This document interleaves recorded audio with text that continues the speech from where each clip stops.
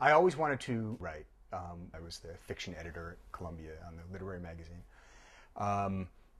But I felt that, I don't know, I guess I felt in some way it was possibly irresponsible for me to say I'm going to be a novelist, at the tender age of 22.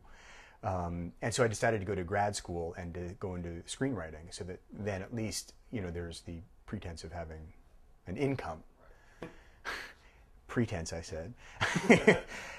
It turned out that when I started studying screenwriting, I had kind of an allergic reaction to it, and I really couldn't deal with the medium at all.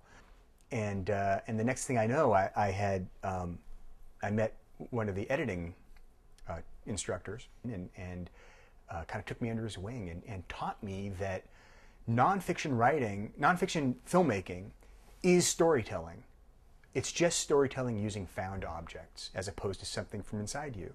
And that's what I needed at 22. You see, that I wasn't ready yet to tell stories where I had to do any extensive soul searching, because my soul was a baby. When you start learning to race and start learning how to drive your car fast, the tendency is to treat your gas and brake pedals like they're toggle switches. Bam, you go all the way, and then you're off, and then you're on. And it's not. It's gentle. It's smooth. It's about the smooth transition. And that's really what kind of happened to me by accident. What happened was I was raising money for a documentary. I had a grant, had been filming it for about 2 years, and they ran out of grant money. And I couldn't come up with any other money. And I got very frustrated. And so my wife, who's always also a screenwriter, I met her in film school, she and I started working on a screenplay together. I wanted to use some of the Tlingit mythology because I thought, it's something that's somewhat unique. I mean, I doubt very much anybody's ever told a true, a main fiction story about a Kushtaka. And so we started working on the screenplay, and it just was horrendous, just awful, just really unbelievably bad. And we both looked at each other and said, this is just silly. It's not going to happen. And I said, you know what? Let me just start writing it as a short story, because maybe I can get a feel for it and we'll get the characters better and we'll be able to.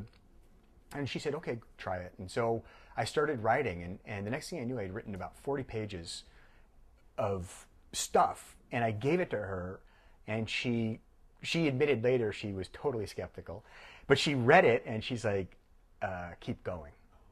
And so I kept going, and it turned into my first novel, Raven Stole the Moon.